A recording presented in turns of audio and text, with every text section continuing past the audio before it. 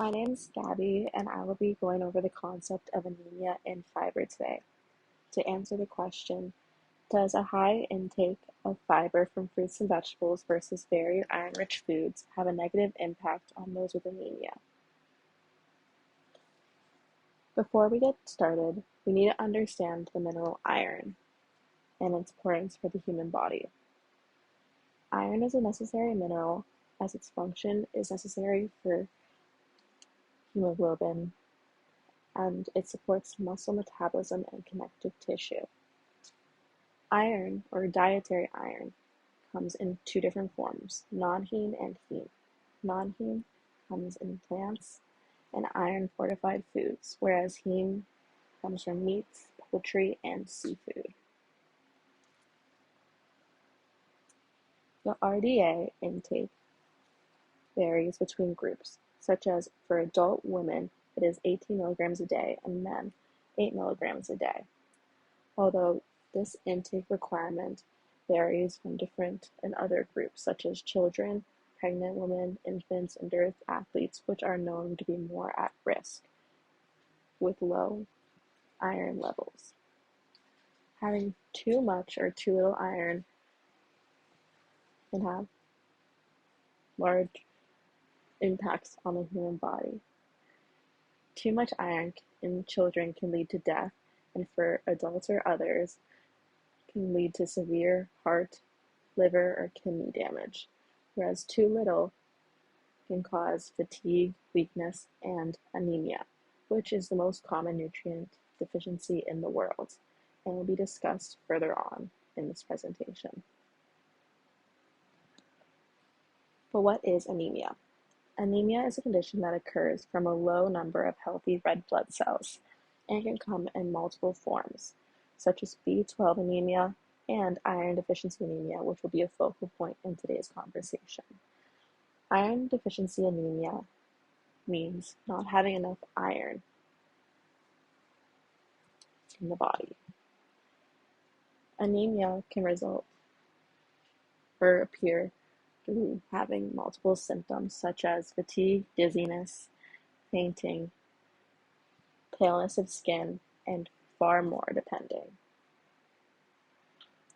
Anemia can be preventable depending on the kind, and in iron deficiency anemia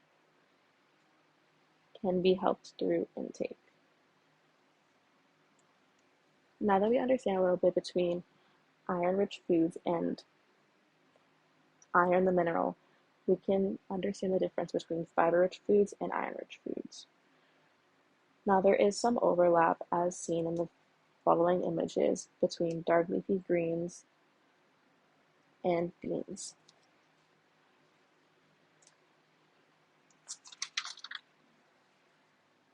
So, fiber, which can come in fruits, vegetables, and whole grain products, has other benefits and focal points that it is going for.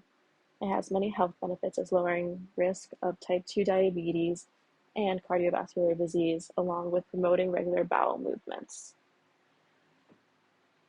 Iron, as previously discussed, helps with a whole different genre in the body.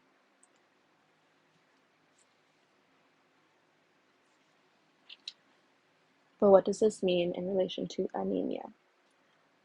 From looking at a study conducting a cross-sectional study where 14,000 participants completed 24-hour recalls that were watched through dietitians, it was observed of their hepcidin levels, as hepcidin works as influencing iron homeostasis and the regulator of iron in the body. Having too high hepcidin levels can result in anemia.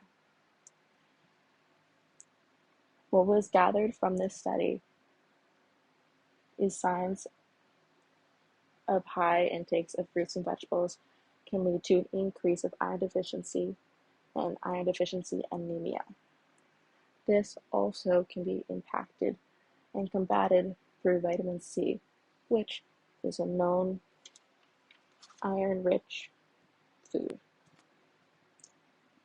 Another factor gathered from another study that was conducted over 7.5 years through a randomized double-blind trial was that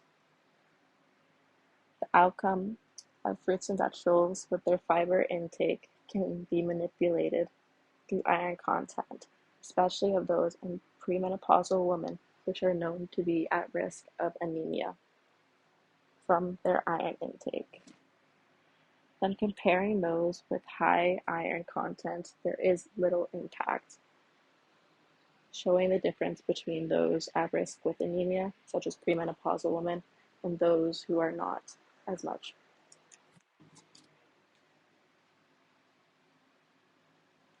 What is the main takeaway from this discussion? The main takeaway is having a varied diet of iron-rich foods help benefit the risk of preventing anemia in those with anemia. Specifically speaking, iron deficient anemia is the best form of action versus having a high intake of fruits and vegetables with their high fiber count. Thank you for listening to my discussion. Have a great day.